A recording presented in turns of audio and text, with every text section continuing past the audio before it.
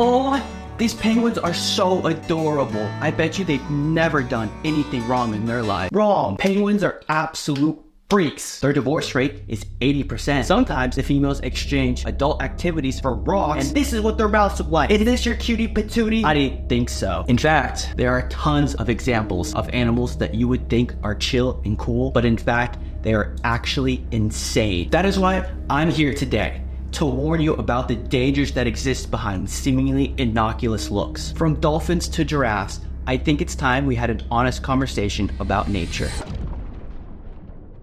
Dolphins are insane and twisted creatures. You see these cute little creatures with their adorable, and you're like, oh, let me be best friends. But don't get it twisted. These creatures are capable of evil and sick things. Bottlenose dolphins from Shark Bay have been seen using a hunting technique called shelling. The process involves taking an empty shell of a large sea snail, trapping their prey in it, taking it to the surface, and shaking the shell until the prey meets its final fate. Lunch makes me sick.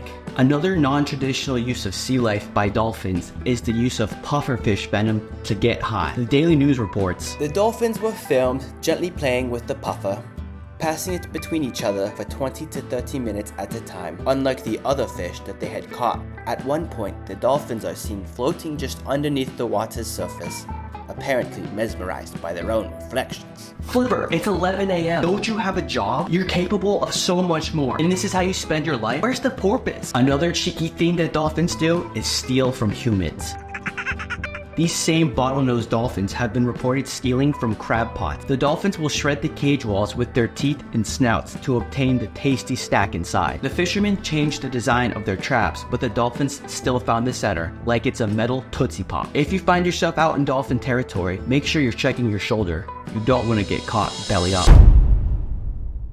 When I saw these leafcutter ants marching back to their homes, I assumed that they were making the gnarliest leaf mache statue of all time. Maybe they're trying to make the largest salad ever.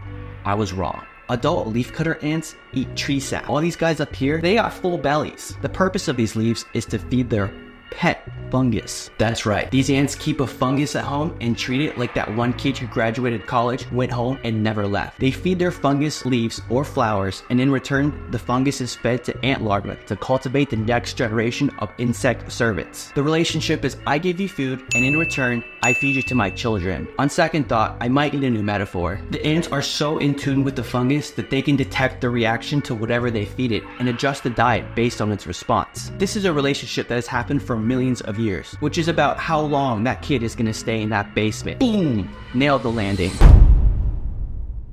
You see these giraffes? No, this isn't footage from a South African stop of the Warped Tour. These two male giraffes are engaging in an activity named necking. Scientists have observed 2 degrees of this. Sometimes the necking is low intensity, usually among younger males just practicing, but sometimes it gets so intense that serious injury or death can occur. Modern day belief, mostly, is that these fights are for social dominance or turf disputes. It was observed activity, and for a while, we didn't have an explanation for it, until a couple of scientists tried and made everyone mad. In a 1996 study, zoologist Robert Simmons and Lou Shepherds proposed that necking competitions between males favored the evolution of longer necks. For the longest time, the belief was that giraffes evolved longer necks to reach higher foods on the tree. These scientists argue, since we see giraffes eat low foliage all the time, the longer neck is a result of females picking the winner of these bouts. Thus, long, strong neck equals more children, and the population explodes. The scientific community had their version of rat beef by releasing paper after paper,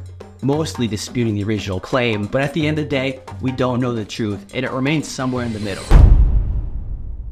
Okay, it's been a little bit intense, so I'm going to end on a cute and fun note. If you've ever had a crush on someone, you might have done certain things to attract them. Maybe drive to their house and wake the entire neighborhood with a boombox. How about change your college major so you have an easy way to spend more time with them? Or maybe you made a private story with only them on it, desperately checking the view list to know when they thought of you. If you're a bowerbird, you build little arrangements of sticks to try and impress a potential lady. That's right, during mating season, bowerbirds will arrange sticks or shells or anything they can get their hands on, sometimes stealing from other dudes in attempts to attract potential mates.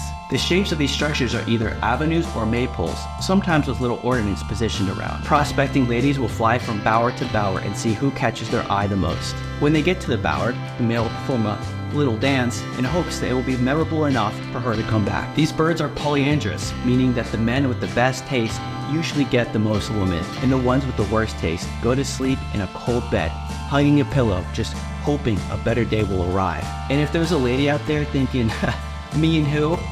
The father doesn't help raise the kid, so be careful what you ask for. Alright, that's all for now. Enjoy the video, drop a sub. I love you.